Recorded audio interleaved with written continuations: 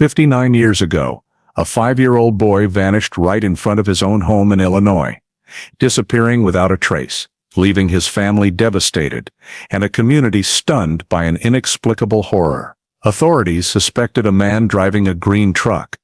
The same man who also disappeared from Peoria right after that day was involved, but there was no body, no physical evidence, and far too few leads to pursue, causing the investigation to quickly stall. However, throughout all those years, a desperate couple never gave up hope, clinging to the slim chance that their son was still out there somewhere in this vast country. Then one day, when old belongings were found among the possessions of a deceased man, a crucial detail that everyone had previously overlooked suddenly emerged.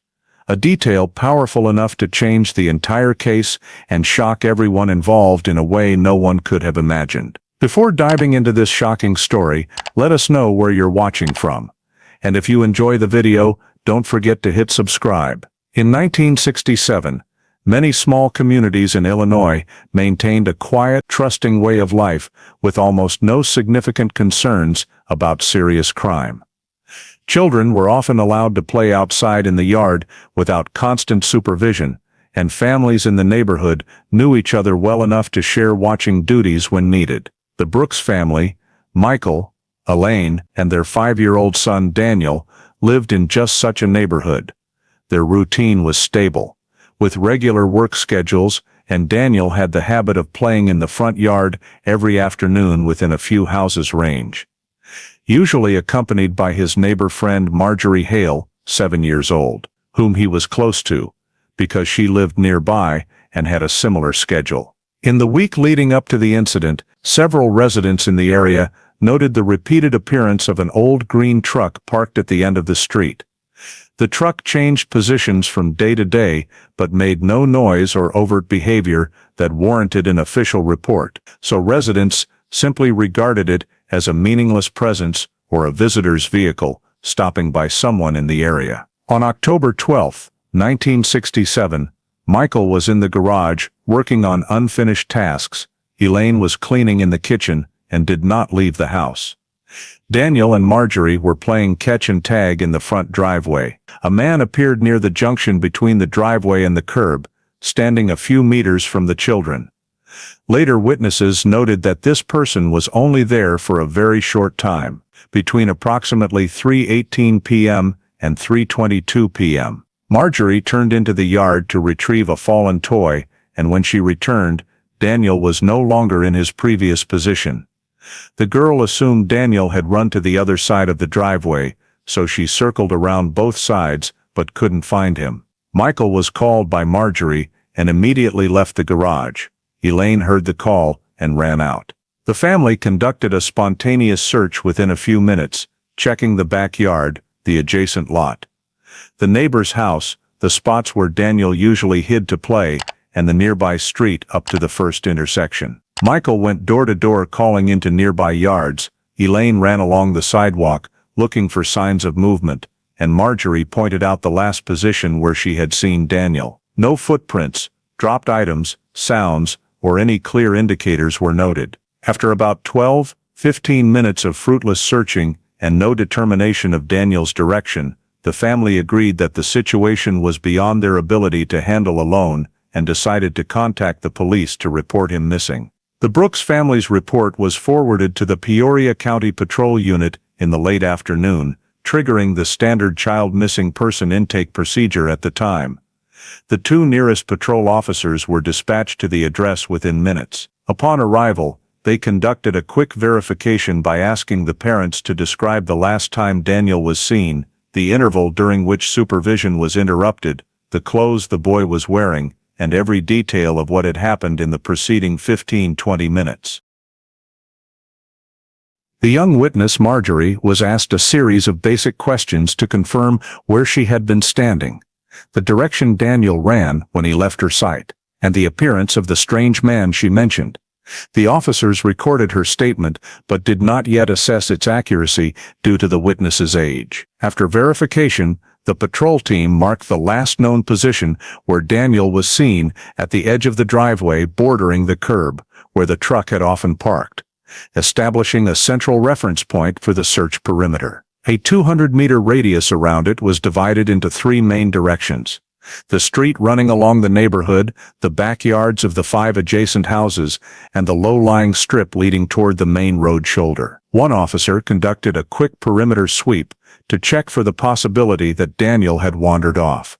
The other returned to the patrol car to request additional support, including a K-9 unit to handle the case if the victim had left the area on foot. While awaiting reinforcements, the officers visually checked each lawn, patch of bushes, and under parked vehicles along the road to rule out scenarios where the child might be hiding or stuck in a blind spot.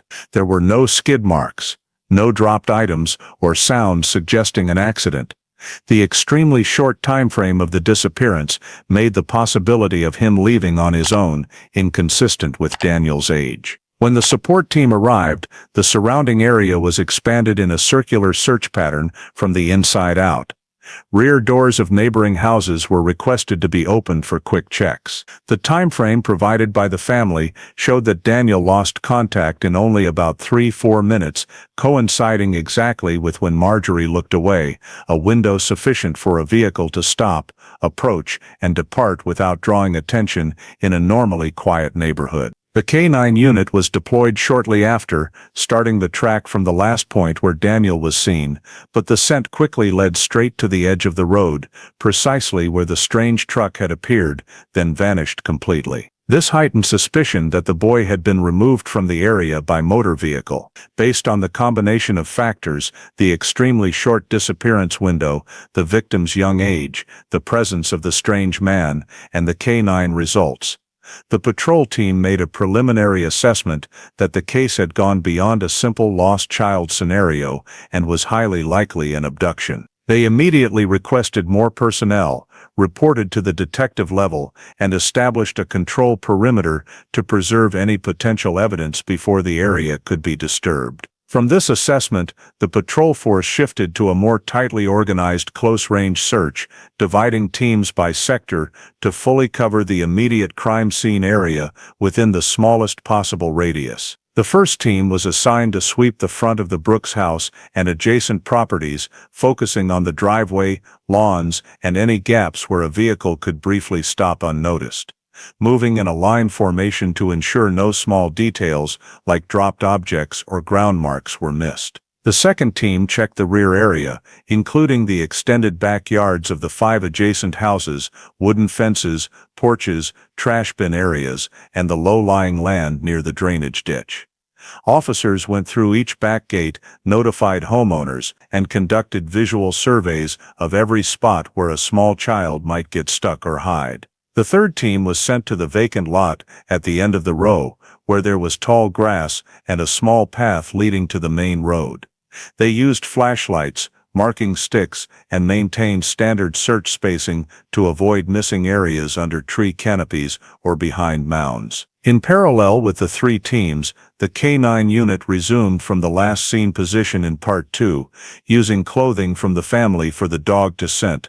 Initially, the trail curved slightly around the driveway, then pulled straight toward the area near the main road edge, and disappeared completely upon reaching the asphalt, typical when a target has been loaded into a running vehicle. During the search, officers noted no biological traces such as blood, hair, skid marks, or scratches. The ground was dry and showed little disturbance beyond footprints from earlier searchers. They also found no personal items belonging to Daniel, such as toys, scraps of clothing, a handkerchief, or anything he usually carried.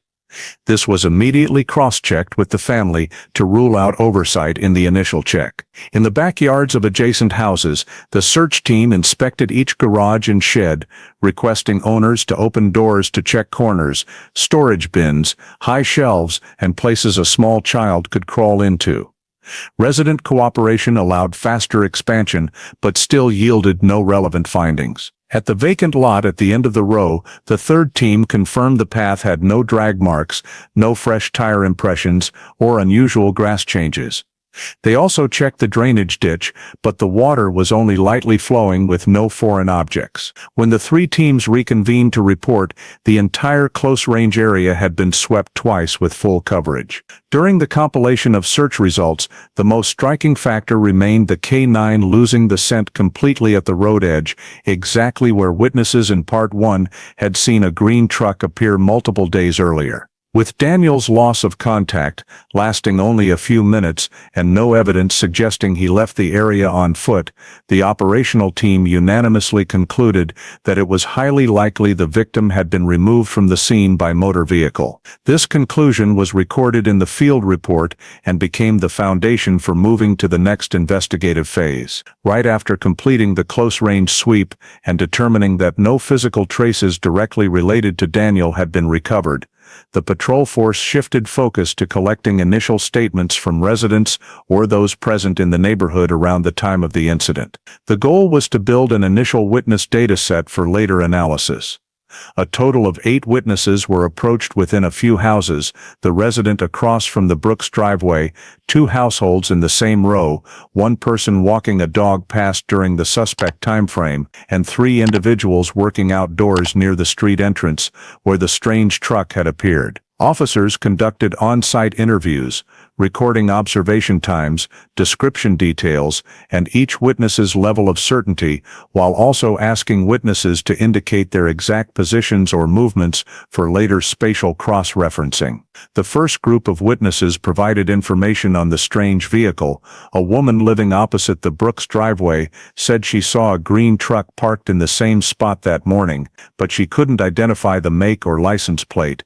A man gardening 2 houses away recalled a similar vehicle appearing in the early afternoon 2 or 3 days prior, though his color description leaned more toward dark blue than green.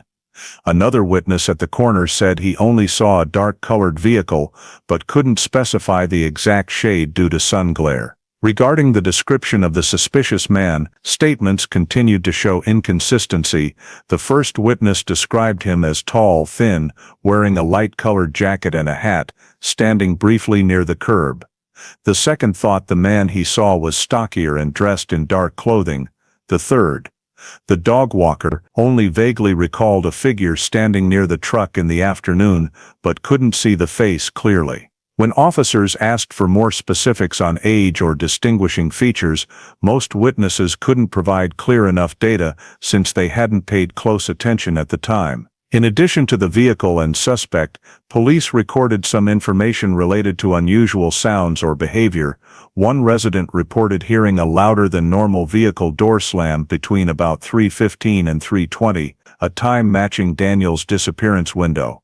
Another witness recalled the neighbor's dog barking unusually loud for a few seconds before stopping quickly. An elderly man at the end of the row said he heard a truck engine rev briefly, but couldn't pinpoint which vehicle or location. These details were fully documented due to their potential connection to rapid vehicle movement related to the disappearance, but their reliability couldn't yet be established without supporting evidence. During statement collection, police quickly noticed clear contradictions among witnesses. Vehicle color varied, the man's build differed, and sound timing didn't fully align. These discrepancies meant the collected data couldn't be immediately used for identification or suspect narrowing.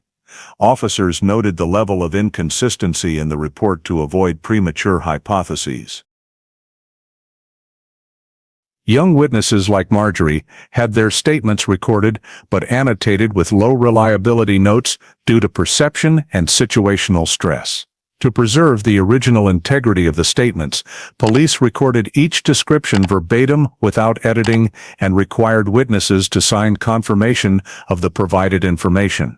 At the end of the collection phase, all statements were categorized into 4 main groups: vehicle descriptions, person descriptions, unusual sounds or behaviors, and unidentified observations, and placed into the file pending further data for cross-referencing when the investigative team had more information. No witness provided strong enough information on post-disappearance direction of travel, nor did anyone note a license plate or standout vehicle features. The final conclusion from the collection team was that the current witness data was only referential and not yet sufficient to form specific leads, so all statements were preserved for synthesis in subsequent investigative steps. With the witness data not yielding a clear investigative breakthrough, law enforcement quickly shifted to an expanded grid search phase, aiming to cover an area with a radius of 3 miles from the scene. The objective was to determine whether Daniel might have left the area on foot or been transported to a nearby location before further movement.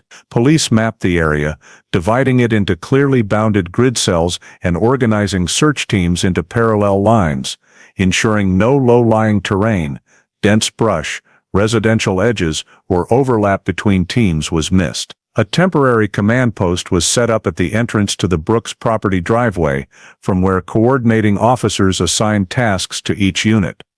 One team swept the eastern sector with deep-yarded homes, another moved west toward a narrow road leading to tall grass fields, while remaining teams checked the extended residential area and 2 side roads connecting to major thoroughfares. Recognizing the broad search radius and dwindling daylight, police called for civilian volunteers.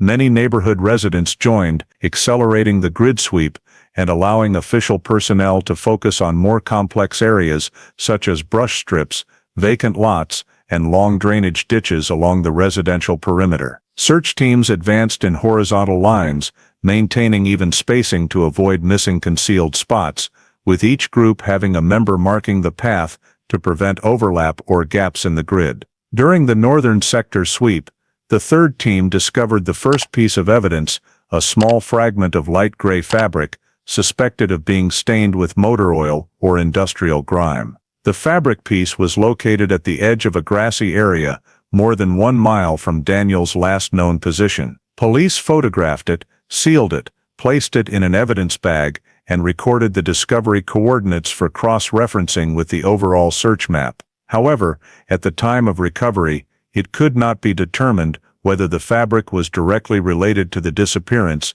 or simply routine litter from the area.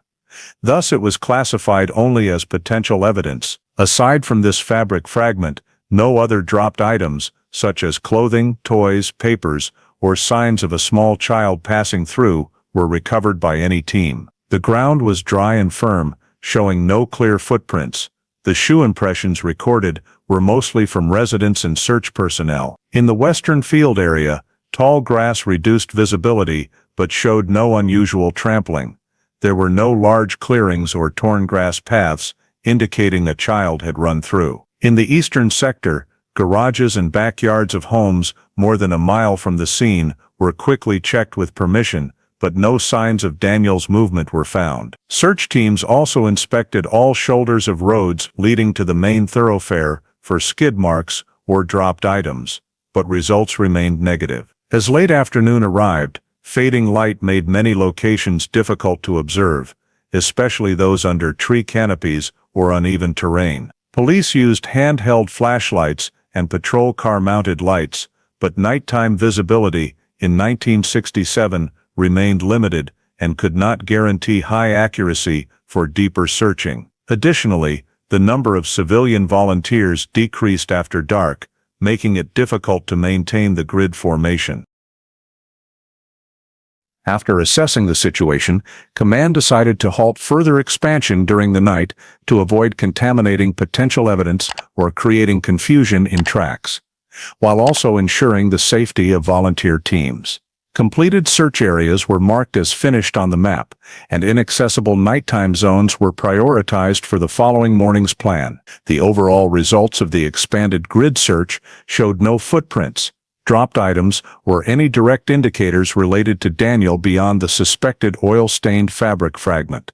With no evidence of the child moving independently and no locations found where Daniel might have stopped within the 3-mile radius, the entire grid search dataset further reinforced the conclusion that the victim was no longer in the immediate area shortly after disappearing and was highly likely to have left the scene by motorized vehicle during the brief window, when family and neighbors lost visual contact. After concluding the expanded search phase and noting the lack of any direct traces to pinpoint Daniel's location, law enforcement shifted focus to Phase 1 data analysis based on all witness statements collected in Part 4, together with the sole physical evidence recovered in Part 5. The goal of this phase was to establish recurring information patterns, eliminate unreliable details, and construct the first viable investigative direction in the absence of new field data. Compilation of statements was conducted at the temporary command post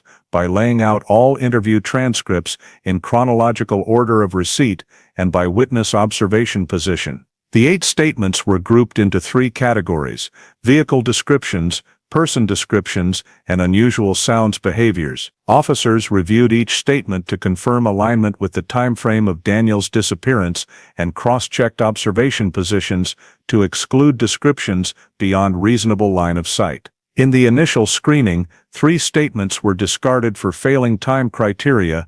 1 witness reported seeing a strange truck in the morning, and 2 others only glimpsed a vehicle outside the matching time frame. Another statement was placed in the unusable category due to the observation position being behind an obstructing fence, rendering data on vehicle color and the man's clothing unreliable. After eliminating time and location mismatched information, the remaining statements revealed 2 notable consistent patterns. Pattern 1, the appearance of a green truck in a time frame close to Daniel's disappearance. Although the shade of green varied among witnesses, all 3 remaining valid statements confirmed the presence of an older-style truck with a long bed, either parked or moving slowly near the Brooks driveway within a 15-minute window around the incident.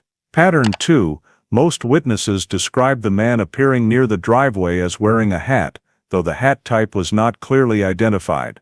The repeated mention of a hat across statements suggested a potentially distinctive feature for later suspect narrowing. Once the 2 consistent patterns were extracted, investigators cross-referenced them with the sole recovered evidence, the oil-suspected fabric fragment found more than a mile from the scene. Laboratory analysis showed the surface absorbed a dark oil typical of older trucks using exposed lubrication systems, especially common models from the 1960s. An experienced mechanic officer in the patrol unit noted that the fragment likely came from a small rag commonly carried by truck drivers or mechanics to wipe leaks or quickly clean parts before driving. Based on fiber structure, size, and oil adhesion, investigators tentatively hypothesized that the evidence was far more likely linked to an older vehicle than a newer truck of the era. This quickly narrowed options to locally common models, with the late 1950s to early 1960s Ford F-100 identified as matching both witness descriptions and the technical characteristics of engines prone to minor oil seepage over time. Although the fragment could not be definitively tied to the suspect vehicle, investigators assigned it a medium level of relevance, sufficient to include in the primary analysis direction. From the filtered data, the analysis team assessed a high likelihood that Daniel left the area by motorized vehicle, consistent with the K9 losing the trail at the road edge and the presence of an unfamiliar vehicle in the critical time window.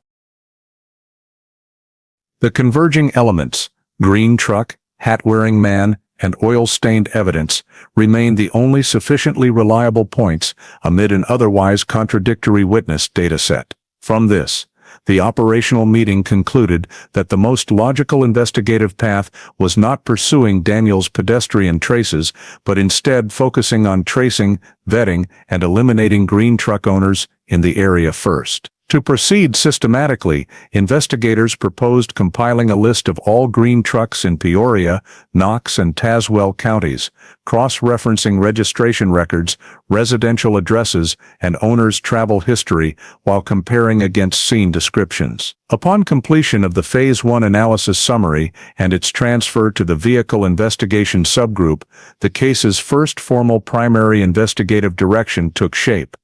Identify the green truck observed near the scene at the time of Daniel's disappearance. Immediately afterward, the vehicle team launched large-scale screening, starting with retrieval of matching truck lists across Peoria, Knox, and Tazewell counties, an area with a relatively high density of older trucks still in circulation. Since 1967, vehicle registration data remained in paper form.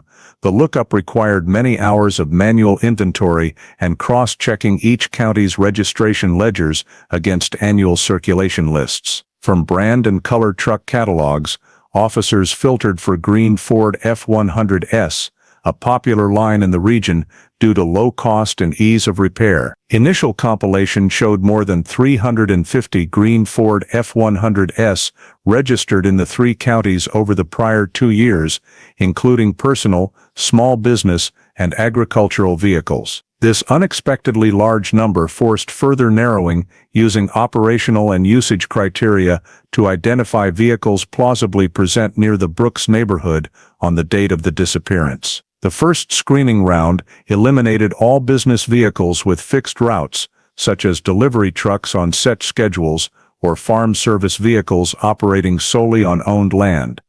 This group accounted for nearly half the total, but was deemed low relevance due to documented activity. Next, investigators removed stored or inoperable vehicles based on repair records or local garage storage reports. Many older Ford F-100S had failed engines or lapsed 1967 inspections, making their appearance at the scene improbable. Officers also checked lists of reported stolen or unupdated transferred vehicles, but these were few and did not match witness description. After the first elimination round, the list of 350 was reduced to 58 vehicles meeting the criteria, valid 1967. Registration, owner residing or working within reasonable driving distance to Brooks on October 12 and not excluded due to inactivity or confirmed fixed routes. The number 58 was deemed manageable for direct owner contact to verify alibis and conduct basic vehicle inspections. With the narrowed list, investigators built profiles for each vehicle, owner address, occupation, most recent repair history, records of paint changes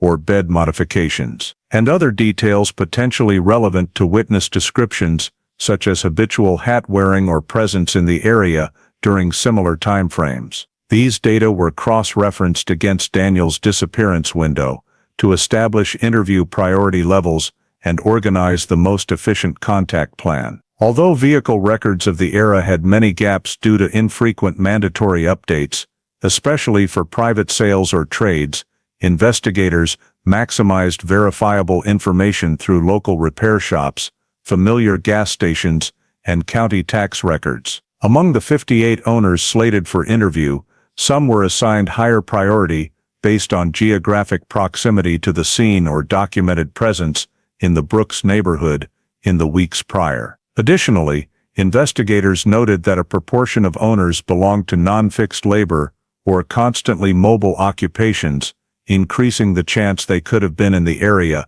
at the critical time without leaving clear traces.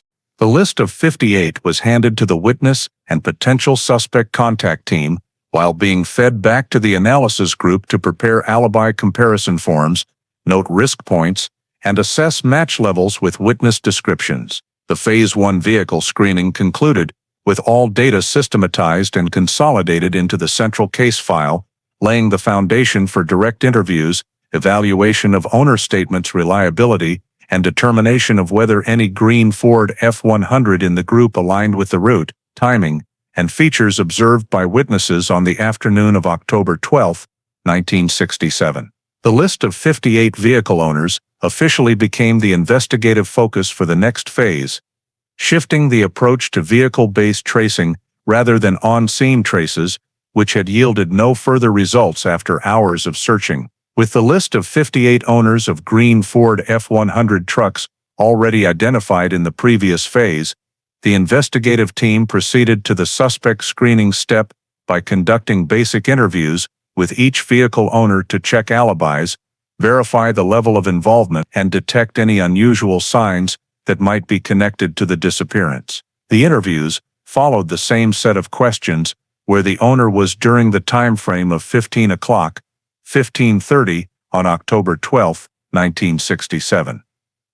Whether anyone could confirm their schedule, whether the vehicle was used that afternoon, whether they left the residential area, and whether the vehicle was undergoing repair or any structural modification at that time or recently. Among the 58 owners, many had clear alibis supported by witnesses, such as being at a workplace with time clock records, attending religious activities, or being outside the three-county area that day. These individuals were removed from the list without further scrutiny. Several other owners did not use their vehicles on the day of the disappearance because the truck was in the garage, or they had repair receipts for engine work that matched the timing of the incident. Such documentary evidence allowed quick alibi verification and removal from the suspect group. After the first round of interviews, the list was significantly narrowed, but more than 20 cases remained where alibis could not be independently verified by witnesses or where there was insufficient data to conclude the vehicle was not in motion during the critical time window. The investigative team continued with Phase 2 screening by cross-referencing 4 criteria: criminal history, place of residence, schedule on the day of the incident, and unusual behavior recorded in files or community reports. Regarding criminal history, some owners had records of minor offenses, such as traffic violations or disorderly conduct, but these acts were unrelated to children. They remained under consideration, but at low priority. However, a few had prior arrests for property crimes or public disturbance behavior. These were flagged due to higher risk levels, even without any direct connection to minors. The second factor was residence.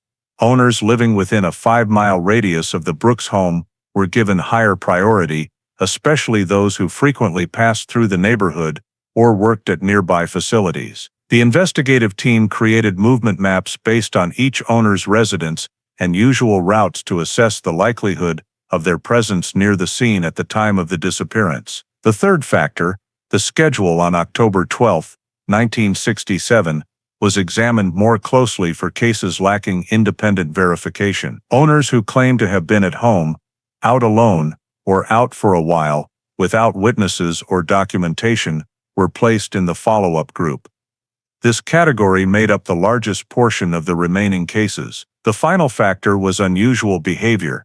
The team searched for neighbor reports, patrol notes, or informal mentions of a strange vehicle, a man exhibiting surveillance-like behavior, or odd conduct in the days leading up to the disappearance. Some owners had been noted appearing in the Brooks area at unexplained times or mentioned in minor nuisance reports. These were moved to the deeper evaluation group. After applying all 4 criteria simultaneously, the suspect list was reduced from over 20 to 12 individuals with the highest degree of match to witness descriptions and case context. Each of the 12 had at least one standout factor, such as an unverified alibi, frequent travel near the scene, ownership of a matching vehicle, or prior unusual behavior. The investigative team labeled all 12 cases as red flag, marking them as the core suspect group for more thorough review in subsequent steps, while preparing individual files containing personal data, residence maps, activity history, and community descriptions for expanded cross-checking. Narrowing the list to 12 suspects allowed the force to concentrate limited resources on the group with the highest likelihood of relevance, rather than continuing to disperse personnel on owners already reasonably excluded, and formally concluded the second-level vehicle owner screening phase. Among the 12 owners placed on the red flag list after Phase 2 screening, Raymond Harlan's file quickly stood out as the investigative team cross-referenced all collected data from witness statements, vehicle characteristics, and the October 12, 1967 schedule. Harlan's name appeared across multiple record sources: the active green Ford F-100 owner list, community reports of unusual behavior, and information related to repeated travel between Peoria, Knox, and Tazewell counties over several months. The first factor making Harlan prominent among the 12 was his occupation. He worked freelance in truck mechanics and repair, which not only explained his ability to own and maintain an older Ford F-100, but also increased the possibility that he could personally repaint, repair, or structurally alter the vehicle to avoid identification. Someone with truck expertise would also habitually carry tools and repair materials, including oil rags, similar to the cloth fragment recovered in the extended search area, making the potential link between evidence and Harlan's vehicle warrant further examination. The second factor concerned travel habits.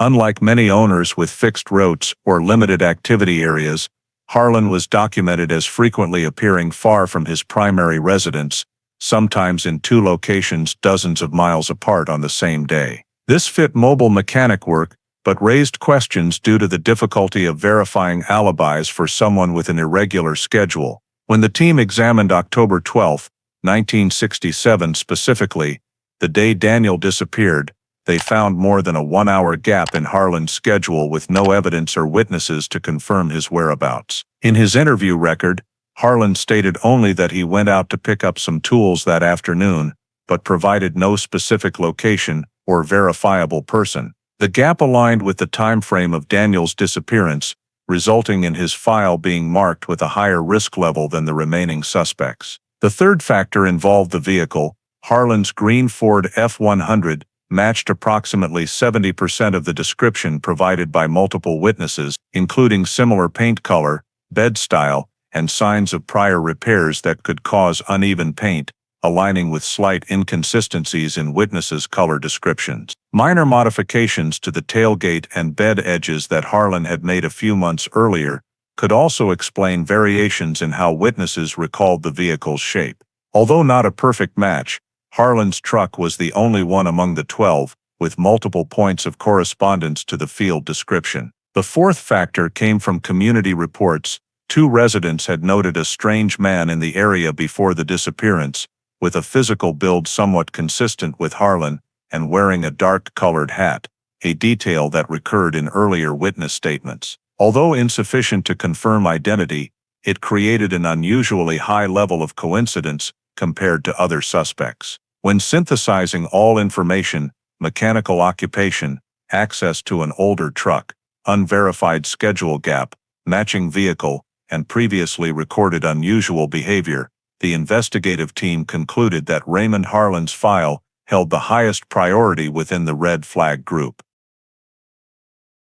At a specialized meeting, the suspect comparison subgroup unanimously moved Harlan's file to primary suspect status and requested additional documents related to his residence, work activities, travel routes, and individuals who had worked with or contacted him around the time of the October 12, 1967 event. Designating Harlan as a primary suspect did not mean he was considered the perpetrator, but it marked a significant shift in the investigation from this point forward. All data concerning him would be cross-checked, verified, and analyzed in detail to determine his level of connection to Daniel Brooks's disappearance within the framework of subsequent investigative steps by the authorities. After Raymond Harlan's file was moved to primary suspect status, the investigative team launched an in-depth verification phase to determine his actual degree of involvement in the disappearance. The first step was checking his residence and residency records.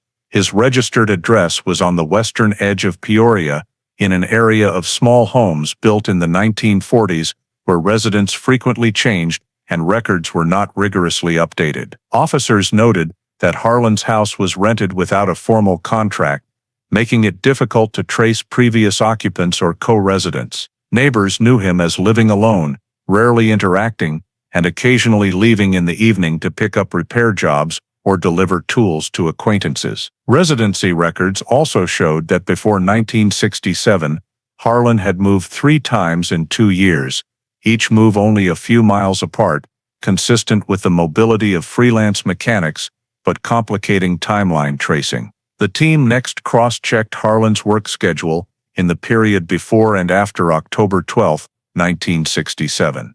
Data came mainly from gas stations, small garages, and a few regular customers, as he had no fixed employment contracts. Many records indicated he traveled widely, carrying repair tools in the bed of his green Ford F-100. However, on the exact day of the disappearance, no customer confirmed seeing him or hiring him for repairs that afternoon. Some traces placed him in the Peoria area in the morning, but the entire afternoon lacked confirmation. In his first-round interview, Harlan was cooperative but provided vague answers. He explained that on the afternoon of October 12th, he left home to pick up some parts from an independent shop, but when asked for an address or receipt, said he didn't remember exactly or didn't keep small paperwork. When asked if anyone saw him between 15 o'clock and 15:30, Harlan offered no witnesses. His use of broad statements, lack of specific time markers, and repeated topic shifts made his statement insufficiently convincing as a solid alibi. Still, absent incriminating evidence, officers recorded this lack of clarity only as a risk factor in the file. The next step was vehicle inspection. Harlan's green Ford F-100 was found parked in his backyard, in an unusually clean condition compared to descriptions of his heavy travel and the dirty-prone nature of his trade. Exterior observation showed recent polishing of the paint, a thoroughly cleaned bed, and no loose tools or oil rags inside. Upon obtaining permission to open the cab and inspect the interior, officers found no evidence related to a child, such as fabric fibers, toys, or biological traces. The entire vehicle surface was cleaner than expected, raising suspicion but not constituting proof of wrongdoing. A clean vehicle does not inherently indicate illegal activity, especially for a mechanic who might regularly clean his tools. One notable point was fresh scrape marks on the bed floor, but their timing could not be determined. Since Harlan had no formal repair contracts, there was no legal basis to impound the vehicle for in-depth forensic testing without a search warrant. After completing the permissible vehicle check, the team concluded that no specific physical evidence was obtained, proving the truck had carried Daniel or was linked to an abduction. The lack of material evidence forced reliance on witness statements and behavioral records for suspicion assessment, but at this stage, no witness had directly identified Harlan as the man near the Brooks driveway. The young witness recalled only a figure and hat. Adult witnesses gave inconsistent descriptions of the man's build. No one confirmed seeing the suspect's face or provided evidence that it was Harlan. This made placing him at the scene difficult. When the team considered applying for an expanded search warrant for Harlan's home and vehicle, they determined the file did not yet meet the legal threshold requiring specific evidence or direct identification match. The cloth fragment from the extended search showed only motor oil traces with no ownership value. The green truck description remained general. Harlan's statement, while suspicious, was not contradictory enough to serve as grounds for a warrant. Therefore, the authorities had to temporarily halt expanded checks of the home and vehicle to avoid violating privacy rights and jurisdictional limits. In the days following the initial interview, officers continued attempting to verify Harlan's schedule through acquaintances, garages, or gas stations he frequented, but the data remained fragmented and conflicting. Some people reported seeing him at noon, but no one confirmed his afternoon whereabouts. As police prepared for a second contact round to clarify ambiguities, they discovered Harlan had left Illinois without notifying anyone, and the vehicle was no longer at his residence. His sudden departure seriously disrupted the case, as leads tied to the primary suspect became difficult to trace, while the passage of time continued to diminish the potential to recover any remaining valuable evidence. Harlan's disappearance from the area completed the in-depth investigation phase without a definitive conclusion and forced the authorities to shift focus to other investigative directions, given that the data on the primary suspect remained insufficient for further legal action at that point. When Raymond Harlan left Illinois and all traces related to the primary suspect were interrupted, the investigative team was forced to go back and re-examine all the data collected from the time the disappearance occurred in October 1967. However, this review process quickly revealed major limitations that caused the investigation to stall, extending into 1968 and into 1969 without achieving any breakthrough. The physical evidence obtained throughout the search phase consisted solely of a single piece of fabric suspected of bearing motor oil, a sample with no legal evidentiary value, unable to be dated, lacking any biological traces and completely incapable of directly linking to the suspect or the victim. At that time, forensic analysis technology was still very limited. There was no capability for trace evidence examination, no advanced chemical analysis, or microanalysis to identify the type of oil or corresponding vehicle model. The piece of fabric was regarded as secondary evidence in the file and ultimately played no central role in narrowing down suspects. In addition to the lack of physical evidence, the witness statement file also had significant issues. Data collected from 8 witnesses around the residential area contained too many contradictions, from the color of the truck to the build of the man wearing a hat. No statement fully matched another, and no witness directly observed the abduction behavior. All descriptions were indirect, fleeting, occurring in a few seconds when witnesses were not focused on observing. This prevented the analysis team from constructing an accurate identification description or sketching a suspect profile according to the standards of that period. Additionally, inconsistencies regarding the timing and location of the suspected vehicle rendered the chain of statements useless for cross-verification. The lack of surveillance technology was another major obstacle. In 1967, Chicago and Peoria had no traffic cameras or security cameras installed at stores or private homes, as would become common in later decades. Therefore, investigators had absolutely no way to trace the movements of any vehicle leaving the residential area at the time Daniel disappeared. No cameras meant no reconstruction of possible travel routes, no verification of suspicious vehicle activity, and no proof that the green truck had actually appeared within the critical time frame. This caused the entire investigative direction based on the vehicle to remain at the level of speculation derived from witness statements. The primary suspect's vehicle, Harlan's green Ford F-100, was also no longer in the area after he left. There were no temporary residence registration reports, no request to update vehicle location, and no federal license plate tracking system, making the vehicle virtually disappear from the investigative map. The disappearance of both the suspect and the vehicle made any additional verification steps completely impossible. In the months that followed, authorities attempted to expand the investigation to the remaining owners on the red flag list, but no new breakthrough data emerged. The remaining vehicle owners had much lower levels of match compared to Harlan.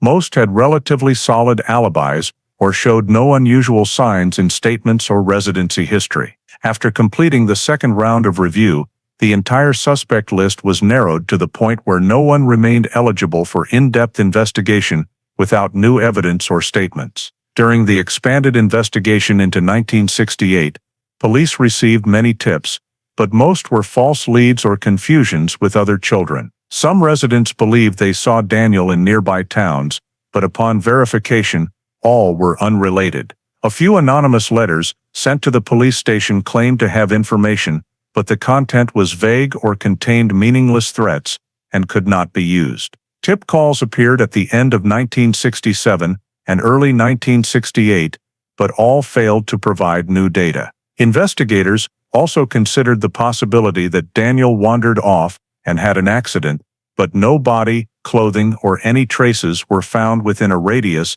of many miles, further reinforcing the conclusion that the boy was no longer in the area from the very first moment he vanished. When on-site investigative avenues ran out, authorities shifted to reviewing similar crimes across the state, but none showed comparable patterns or connections to the suspected vehicle. By mid-1969, the case officially fell into a state of severe data deficiency, unusable physical evidence, witnesses unable to provide clear descriptions, the primary suspect vanished, the suspected vehicle untraceable, and no new leads added. With a heavy caseload and limited investigative manpower, the Peoria Police Department was forced to gradually withdraw resources from the Daniel Brooks case to reassign personnel to other cases with higher solvability potential. Daniel's file was classified as an inactive file, meaning inactive but still archived pending future information. This decision marked the official indefinite suspension of the investigation unless strong new evidence emerged to restart the case. On the Brooks family side, The period 1967-1969 was one of profound collapse. The failure to find Daniel, combined with scattered and inconsistent reports from the police, plunged Michael and Elaine into prolonged stress. Pressure from public opinion, expectations of finding their son, and false hopes from bogus leads gradually caused them to lose direction. Family relationships began to fracture. Michael felt guilty for not supervising Daniel more closely.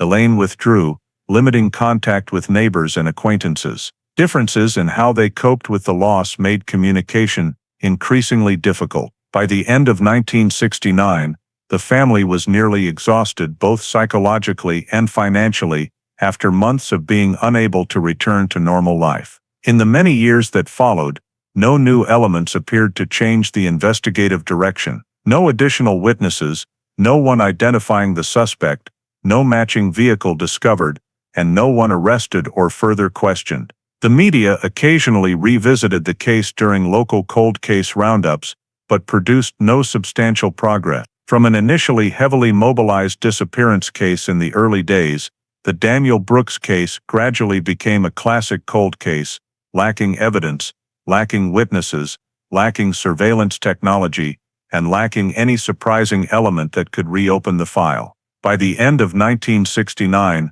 virtually all hope of solving the case at that time had vanished.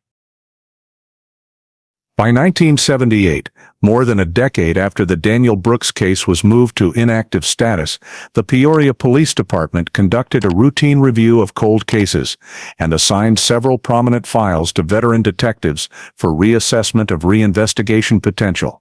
Detective Harold Jensen, with over 20 years of experience in the field and a background handling many complex missing persons cases, was assigned to re-examine the entire original file of the Daniel case. Upon starting the review, Jensen noticed that the 1967 file contained many deficiencies due to manual recording procedures and time pressure in the early days of the case. Many witness statements were handwritten and hard to read, with inconsistent levels of detail.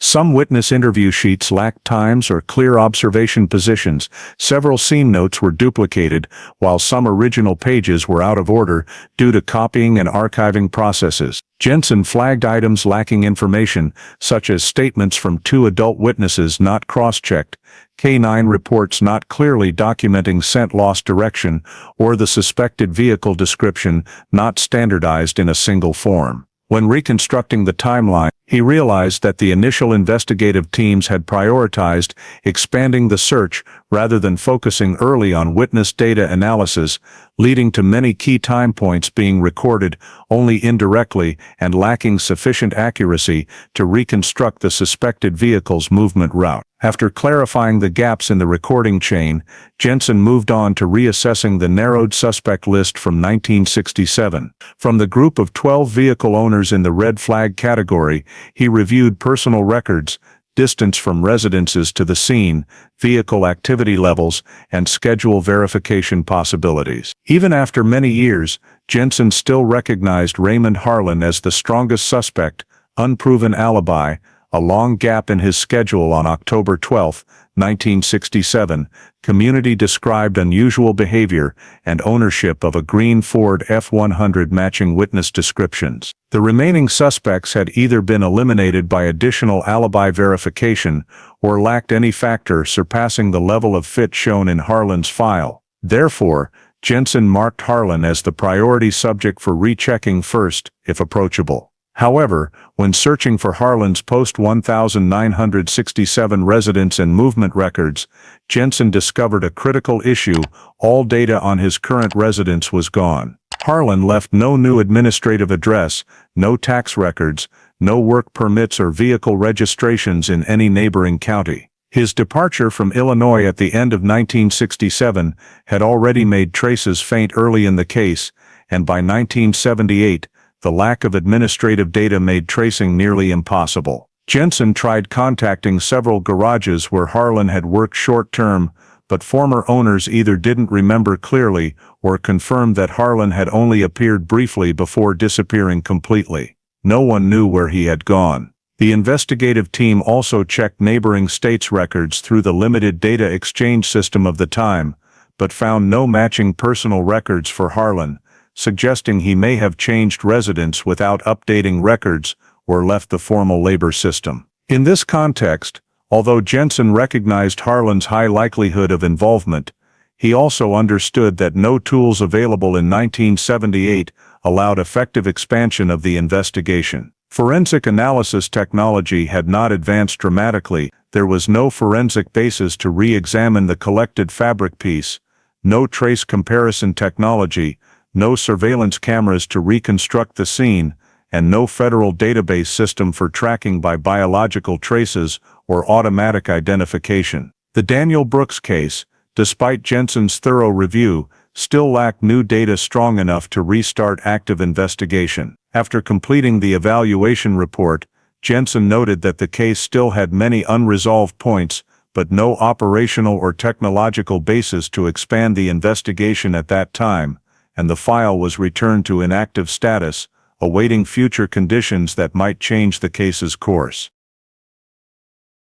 Based on data collected many years later, the victim's developments during 1967-1970 indicate that the subject's process of removing Daniel from Illinois was carried out quickly and deliberately to minimize the chance of detection in the initial days after the disappearance.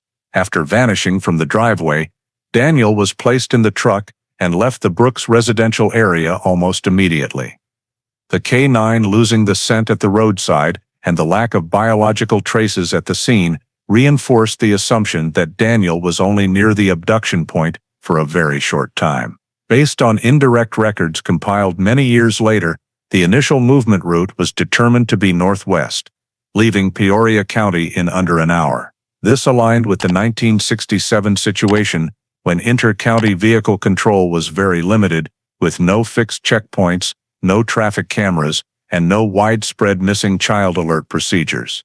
In the first 2 days, the subject moved through various locations, stopping at several small towns to avoid identification, while choosing low-traffic routes to limit contact with strangers. Each stop was brief and left no registration information, making it impossible for authorities later to accurately reconstruct the journey. After fully leaving Illinois, the subject moved into Iowa, changing residences at least twice within a few months, using temporary housing, rented rooms, or crudely converted sheds as shelters. These areas at the time had sparse populations, no strict administrative registration requirements, and little regular oversight from local authorities, enabling the subject to maintain anonymity. During the movement, Daniel was separated from his familiar environment and had no opportunity to interact with people who might recognize him. The subject minimized Daniel's public appearances, mainly keeping him indoors or in enclosed living areas, ensuring no one questioned the identity of a child accompanying an adult man. According to indirect data, Daniel was given a new identity during this period. He was called by a new name, and his real name was no longer mentioned, quickly affecting the self-memory of a 5-year-old child. Due to his young age, Daniel was easily adaptable in perception and adjustment to the new environment, especially as the subject created isolated living conditions while providing basic needs to prevent clear resistance from the child. From late 1967 to 1970, Daniel lived in relative isolation, no school attendance, no legal documents, no community activities, and rare encounters with strangers. However, certain elements of early captive life created fragmented memories that later became clues for cross-referencing with the crime scene. These memories were not continuous, but contained specific details. The image of a white wooden fence near the Brooks house appearing as a visual landmark. The continuous sound of AM radio in the truck during the early days of travel, with characteristic static noise. The smell of motor oil and the sound of tires crunching on dirt roads, elements tied to the old Ford F-100. Additionally, Daniel retained some memories of temporary houses or garages the subject visited, including rusty metal wall sections or red mechanical toolboxes, details consistent with the subject's occupation. While these memories were insufficient for Daniel to identify people or specific locations as a child, They later became valuable information when cross-referenced with historical investigative data. In the first 3 years, living under a new identity, Daniel gradually adapted to the closed living environment. He was not explained why he had to leave the old place, nor did he hear mentions of his parents or former neighborhood. However, the identity change and prolonged isolation formed a kind of second horizon memory, where pre-1967 memories existed, but were discontinuous, appearing only as fragmented images or familiar feelings triggered by certain sounds or objects bearing traces of the old life. These elements formed the foundation for later identity verification, though during 1967-1970, no agency was aware of the actual developments Daniel was experiencing. By the end of 1970, Daniel was still living with the subject at a low-profile location in Iowa, and because he appeared nowhere in the administrative system, the boy completely vanished from the view of law enforcement and the Illinois community, where the case originated. From after 1970, and continuing throughout the next 2 decades, Daniel, under his new identity, Danny Harlan, grew up in an unstable environment, constantly changing residences and having no connection whatsoever to the official administrative system. Harlan moved from place to place based on short-term needs, mostly related to itinerant mechanic work, forcing Danny to adapt to an unsettled lifestyle, frequently relocating between small towns in Iowa, Missouri, and occasionally returning to neighboring areas of Illinois, but never staying long enough to become familiar to any community. This constant moving not only limited Daniel's ability to form long-term friendships, but also made it impossible for any authorities to track his upbringing. During his school-age years, Harlan still allowed Danny to attend school, but always under the name Danny Harlan, without a valid birth certificate, and relying only on verbal declarations or handwritten documents that some small schools in that era still accepted due to lax regulations in rural areas. Danny received a basic education thanks to the flexibility of the local education system, where small public schools rarely verified household registration details thoroughly, especially for students who arrived suddenly. However, the lack of a valid birth certificate often created obstacles. Each time he enrolled, Harlan had to explain that the boy was born in another state, the documents were lost, or that his mother had passed away and the birth record could not be retrieved. These explanations were usually accepted by teachers or principals on a temporary basis, as long as Danny caused no trouble and attended steadily. This approach allowed him to complete the minimum public schooling, but it also kept him in a state of perpetual isolation because he never stayed long enough to complete proper records or be regarded as a true resident. As he grew older and interacted with peers, Danny began to notice the differences between himself and other children. Most friends had documents, stories about where they were born, grandparents and relatives, and family milestones that he lacked. Meanwhile, Harlan only provided him with vague information about an old hometown and avoided any questions related to Danny's early childhood. This caused him to start doubting his own identity, but he lacked sufficient evidence to connect the fragmented memories from before 1967 with his current life. Entering his teenage years, Danny began to recognize inconsistencies in Harlan's stories. Sometimes Harlan described himself as having lived in Iowa for many years, but at other times he mentioned contradictory details, such as long-term work in Illinois or Missouri. The stories about Danny's childhood that Harlan told were also inconsistent.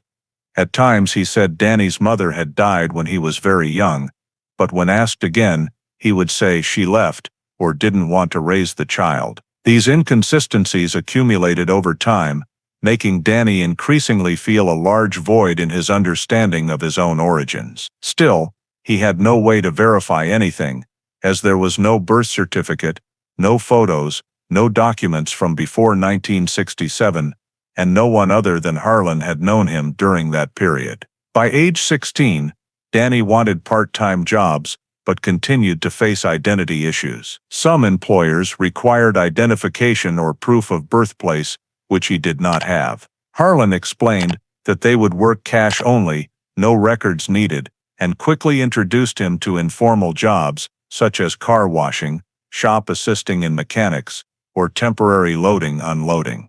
This gave Danny income, but maintained his invisible status in the legal system. Attempts to seek information about himself went nowhere.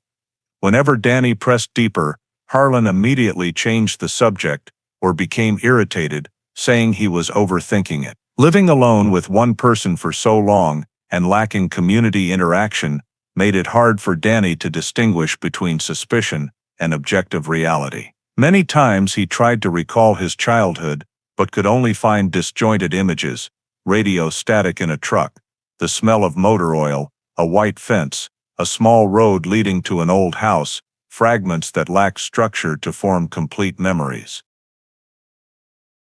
Entering adulthood, Danny tried to find more stable work, but the lack of documents remained a major barrier. When applying for a social security number, he was required to submit a birth certificate or hospital birth information, something Harlan could not provide. This led to repeated failed applications and caused Danny to start realizing the abnormality could not be explained by Harlan's vague excuses. The identity conflict became clearer when Danny realized his name did not exist in any official records. While peers his age had driver's licenses, social security cards, or documents proving birthplace, he had nothing beyond handwritten papers created by Harlan himself. Whenever he asked about his real identity, Harlan dodged or became angry, insisting it didn't matter and was more complicated than he thought. But the older he got, the more Danny felt the gap between the person he had been taught to believe he was and the real person hidden behind faint childhood memories. Nevertheless, despite mounting doubts, Danny still lacked any evidence to resolve the identity conflict himself. He did not know his birthplace, had no documents, had no one who had known him before living with Harlan, and in the 1970s, 1980s, there were no databases allowing personal origin tracing without baseline information. Throughout 2 decades of adulthood, under a false identity, he continued a life of constant movement, seasonal jobs, leaving no legal trace, and existing as an unrecorded person in every official system. Questions about himself persisted, but Danny could go no further than personal suspicions, and his life continued under a tightly maintained cover created by the very person who had taken him away from Illinois many years earlier. In 1991, when Daniel was already an adult and still living under the identity Danny Harlan, his life changed unexpectedly when Raymond Harlan died at a roadside motel in Missouri, where the two were temporarily staying, while Harlan took a short-term vehicle repair job. The cause of death was determined to be cardiovascular complications, and since Harlan had no relatives or complete medical records, Daniel became the only person to handle the belongings and pack up everything the man left behind. During the process of gathering items, Daniel for the first time accessed evidence he had never seen before. It was hidden in an old wooden chest placed under the bed, secured with a simple metal latch that he easily opened while inspecting each item in the room. Inside the box, Daniel found 3 important groups of items: photos of himself as a very young child, several forged documents with various different identities, and a fuel payment receipt from a gas station in Peoria, Illinois, dated very close to the time Daniel usually recalled as his most vague memories in life. The photos showed Daniel around 4 to 5 years old, wearing unfamiliar clothing, and standing in settings completely different from the places he had lived with Harlan throughout his childhood and youth. Some photos clearly showed a more densely populated residential area, with a white fence and a small playground, details that felt strange to Daniel because he only remembered them through fragmented memories without understanding their origin. The Peoria fuel receipt heightened the confusion. It bore a date from a period when he was too young to remember clearly, and he had never heard Harlan mention living or working in Peoria at that time. The printed text on the receipt included the gas station name, payment time, and fuel type, matching an old truck, incidentally aligning with the hazy memories of engine sounds and motor oil smells that Daniel still found familiar when thinking of his distant childhood. The third group of evidence consisted of forged documents, including multiple ID cards, notebooks, and filled-out forms under various different names, Most belonged to Harlan, but some listed children's identities or inconsistent birth dates. Upon examination, Daniel realized none of the documents recorded his correct name, age, or birthplace, further reinforcing the sense that the identity, Danny Harlan, had been constructed for some purpose he was unaware of. Although discovering this evidence deepened Daniel's suspicions about his true origins, he still could not link it to any specific case due to a lack of baseline information and no way to cross-reference memory fragments with official data. From 1967 to the early 1990s, Daniel had never interacted with administrative or legal systems in a way that would allow him to trace his origins. Prolonged isolation and constant movement left him without a foothold to ask the right questions in the right places. Harlan's death eliminated the only remaining source of information about his past. While packing up all belongings, Daniel separated the items related to himself, the old photos, gas station receipt, and some forged documents, into a separate bag and kept them as the only sign suggesting his life before living with Harlan might have existed. However, since none of the evidence clearly explained the connection between these items and his past, Daniel merely stored them as incomplete puzzle pieces, unaware that they were directly related to an unresolved missing persons case in Illinois in 1967. Throughout the period after Harlan's death, Daniel continued living under the false identity and had no specific reason to investigate further.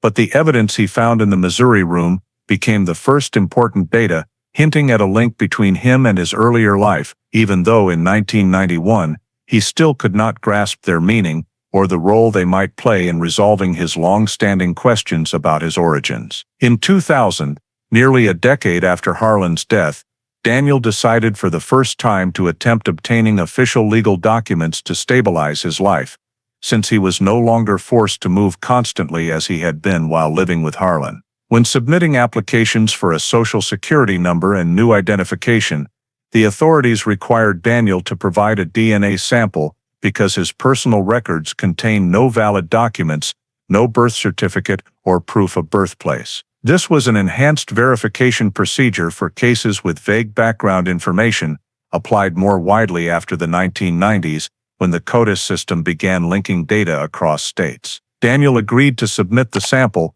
believing it was just routine procedure, completely unaware that this action would become the turning point in decoding his entire life. After the DNA sample was collected, the laboratory analyzed it and entered the data into CODIS for matching against federal records. The system automatically compared the new sample against multiple databases, including lists of missing children, unidentified records, and parental DNA submitted in historical missing persons cases. When the comparison results were generated, technicians noticed a very high match between Daniel's DNA and the DNA of Michael and Elaine Brooks, the parents of the boy Daniel Brooks, who disappeared in 1967. The match rate was near absolute, far exceeding the threshold for confirming direct parentage. The file name displayed on the screen, Daniel Brooks, missing 1967, Peoria County, Illinois. Immediately, the laboratory sent an anomaly report to the federal agency responsible for missing children.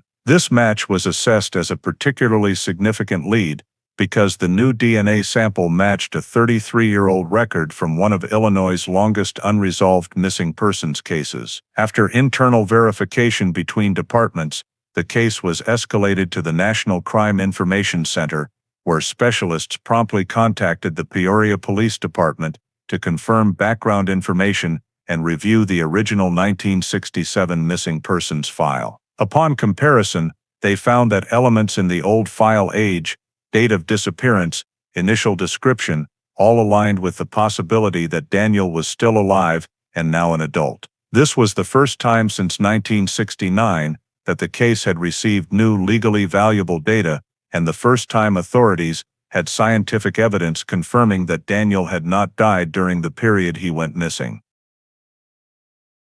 Immediately after the DNA match results, the federal agency followed standard cold case reopening procedures. The case file was moved from inactive file status to active investigation, and they issued notifications to federal and Missouri state units where the DNA sample was submitted to verify the identity of the man currently known as Daniel Harlan. Relevant agencies were instructed to place a hold on any new legal documents for Daniel to prevent discrepancies during verification. Within days, the DNA match was confirmed at 3 levels: state laboratory, federal, and NCIC. This significantly raised the case's priority. For the first time in over 3 decades, investigators knew for certain that Daniel Brooks was alive, and not only confirmed his existence, but had DNA data matching his biological parents. In parallel with the legal verification process, specialists also began re-examining the entire original case to prepare for reinvestigation. Reviewing suspect lists, especially Raymond Harlan's file, re-evaluating timelines, and cross-referencing details Daniel might provide if he was willing to cooperate. The DNA match not only reopened the case, but provided the first evidence connecting the adult Daniel to the 5-year-old Daniel Brooks, who went missing in 1967.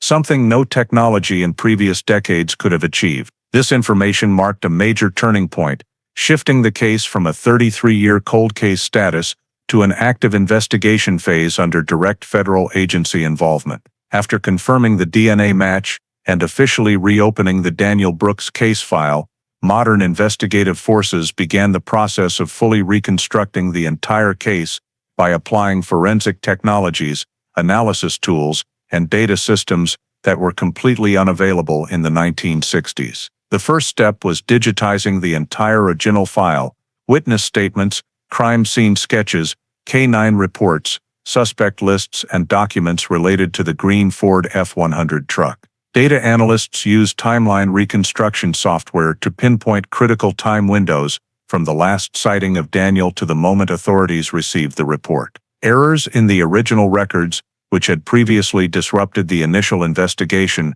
were now re-verified by cross-referencing with 1967 weather data, spatial maps, and supplementary materials preserved by the community. The driveway area, the vehicle's likely direction of travel, and witness positions were reconstructed in 3D, clarifying the accuracy level of statements within the actual spatial context. Analysts continued by comparing possible routes a vintage Ford F-100 could have taken from the Brooks area around 3:20 p.m. in 1967, with the inter-county road system of that era. Based on the truck's average speed, 1960s traffic volume, and access to minor roads, simulation software generated 3 feasible escape routes from Peoria within 1 hour, consistent with the conclusion that Daniel was removed from the area shortly after disappearing. When combined with information from sections 13 and 14 regarding the places Daniel vaguely remembered, a rusty metal warehouse, radio static,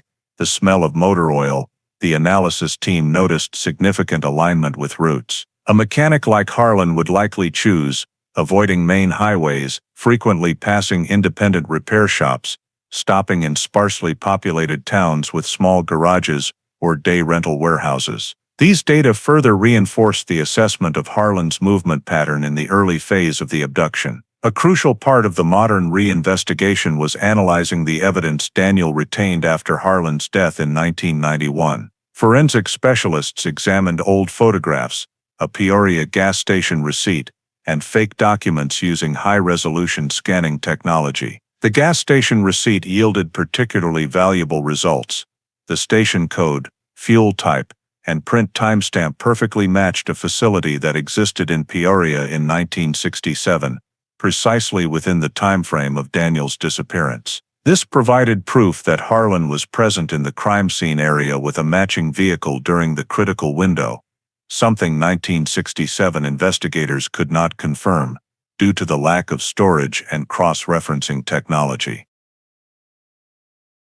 Analysis of the old photos confirmed that the child in them was approximately 4 or 5 years old, very close to Daniel's age at disappearance. Experts compared the photo backgrounds with 1967 Brooks neighborhood maps and identified one image taken near the characteristic white fence of the area, matching Daniel's fragmented memory. This established that the photos were taken shortly before or shortly after he was taken.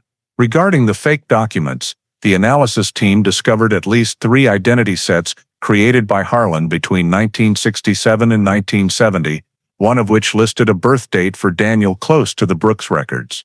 Marginal notes on the papers included remarks about updating school records, temporary immigration, and alternate name, indicating Harlan had a long-term plan to conceal Daniel's true identity. When all modern data was cross-referenced with the 1967 file, the overall picture of the case became much clearer. Harlan was in the area, possessed a suitable vehicle, exhibited unusual movement patterns, had an alibi gap coinciding with the disappearance window, and left behind evidence spanning decades proving he removed Daniel from Illinois. Elements once deemed insufficient in the 1960s, lack of physical evidence, no direct eyewitness identification, no cameras, were now supplemented by DNA evidence, location data analysis, historical artifacts, and adult Daniel's statements. Modern investigators concluded that the degree of match between the new evidence and the original file far exceeded the standard required to officially name a suspect. The final 2000 investigative report concluded Raymond Harlan was the individual who removed Daniel Brooks from Illinois on October 12, 1967.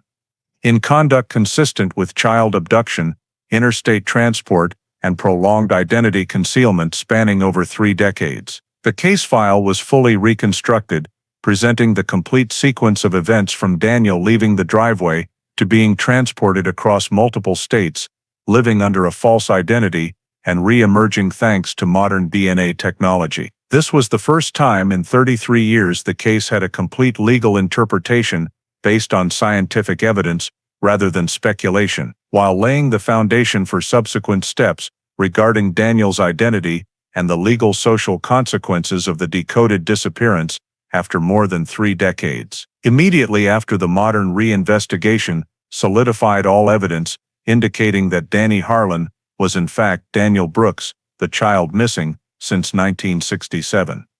Federal authorities conducted the mandatory second confirmation step per cold case kinship identification protocol. A second DNA sample was collected directly from Daniel, this time at a federal forensic laboratory facility, to ensure independence and eliminate any possibility of error. The analysis returned an absolute match with the DNA samples of Michael and Elaine Brooks, preserved in the file since 1967. The report concluded with the highest possible probability of a parent-child biological relationship, thereby legally confirming Daniel's true identity under federal standards. Once the second DNA result was approved, authorities promptly notified the Peoria Police Department and initiated the Victim Family Contact Protocol. Given that the case had spanned over 30 years, investigators first verified the current status of the Brooks family before direct contact. Records showed Michael and Elaine still resided in Illinois, having moved from the old Brooks neighborhood to a quieter town in the late 1970s. Upon learning that an individual matched Daniel's DNA, the child they had long given up hope of finding, authorities assessed the extreme sensitivity of the situation and dispatched a specialized team for an in-person visit rather than written notification. The meeting took place in an atmosphere mixed with shock and caution. Michael and Elaine had lived with decades of grief, and they needed time to accept that the son they thought was lost had reappeared under an entirely different identity.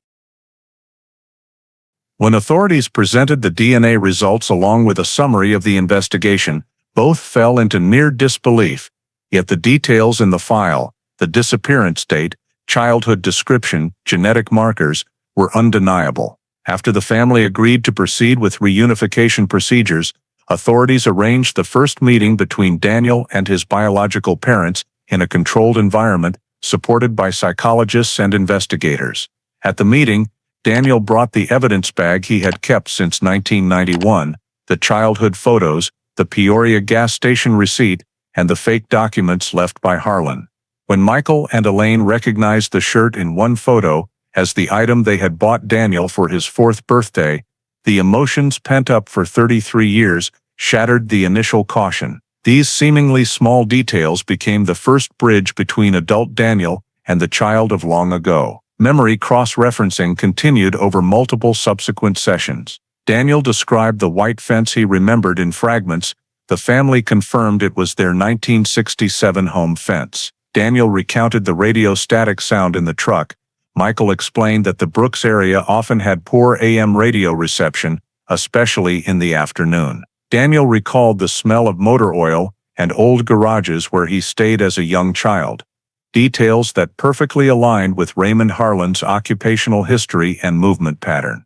Many seemingly disjointed memories suddenly became coherent when placed in the historical investigative context, forming a logical chain of events Daniel had previously been unable to piece together himself. Forensic specialists and investigators compiled all data, 2 rounds of confirmed DNA, evidence consistent with time and place, victim memories matching the scene, Harlan's travel records and fake documents, truck route simulation analysis, and related interstate conduct legal factors. All were incorporated into the final 2000 conclusion report, which affirmed Daniel Brooks, missing October 12, 1967, was found alive after 33 years, and Raymond Harlan was the person who removed him from Illinois, consistent with the pattern of interstate child abduction. Although Harlan died in 1991 and could not be prosecuted, authorities classified the case as solved, as all evidence was sufficient to establish motive,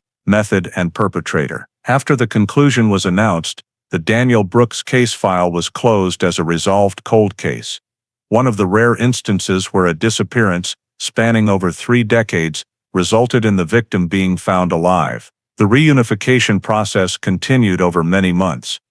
Daniel had lived his entire life under a false identity and needed time to adjust to the new reality, as well as to rebuild family bonds severed since 1967. Authorities provided legal assistance to restore his true name, update personal records, and complete paperwork he had never possessed. Once all final data was verified, the Daniel Brooks case was officially recorded as solved after 33 years, marking one of the rare instances where modern DNA science fully illuminated a seemingly hopeless disappearance. After identity confirmation and official solved classification, Daniel entered the post-reunification phase, a journey no less complex than the 3-decade-plus investigation. Authorities assisted him in legally restoring his true name through federal procedures, including voiding prior documents under Danny Harlan and issuing new birth certificate, Social Security card, and identification records per current standards. This marked the first time in 33 years Daniel legally appeared in the U.S. administrative system.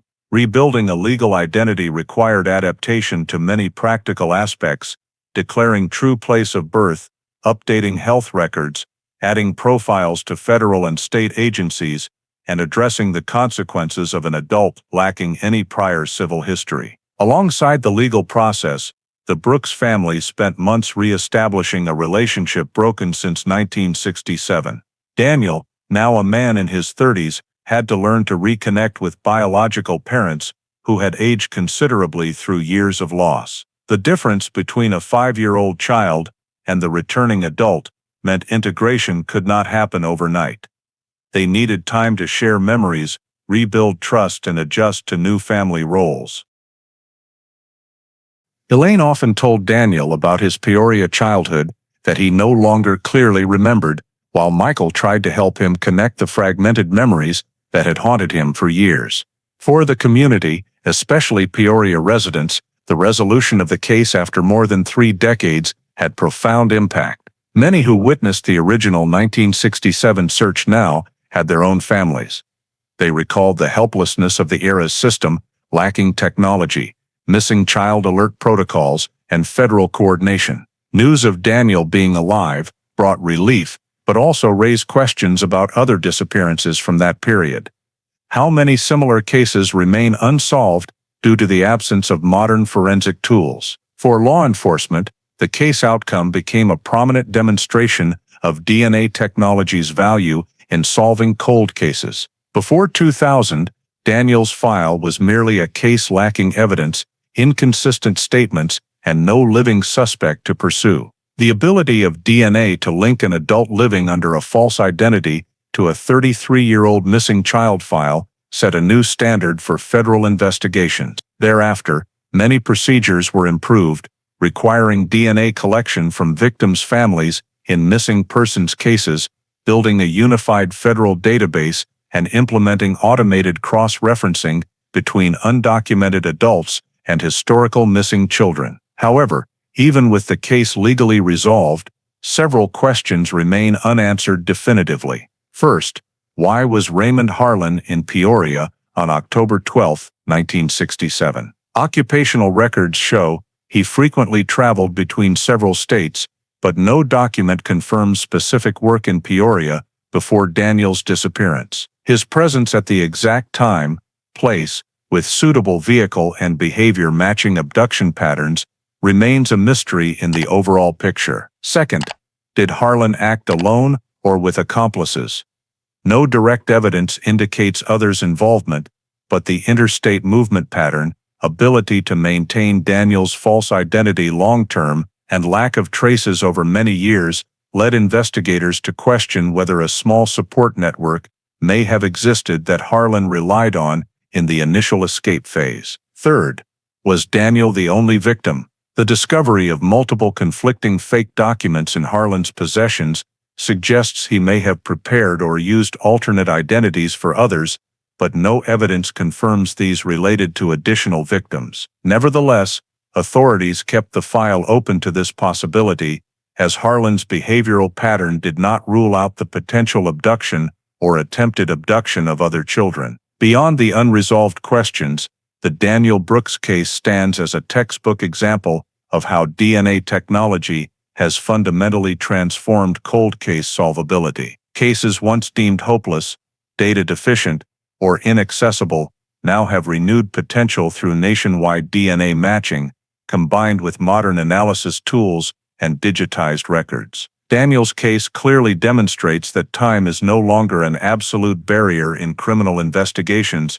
Biological evidence does not disappear, it simply awaits decoding when technology matures sufficiently. In closing the case, the Brooks family not only regained the son they lost for 33 years, but also became a living testament to hope for thousands of other families still awaiting news from long-term disappearances. Daniel's identity was restored, family ties re-established, and the case became a significant milestone in U.S. cold case investigation history, where DNA science not only solved crimes, but reconnected lives that seemed to have diverged into entirely separate worlds. The story of Daniel Brooks, the child missing in 1967, found alive after 33 years, reflects many issues American society still faces today: the fragility of child protection systems, gaps in community oversight, and the critical importance of identification data in an increasingly mobile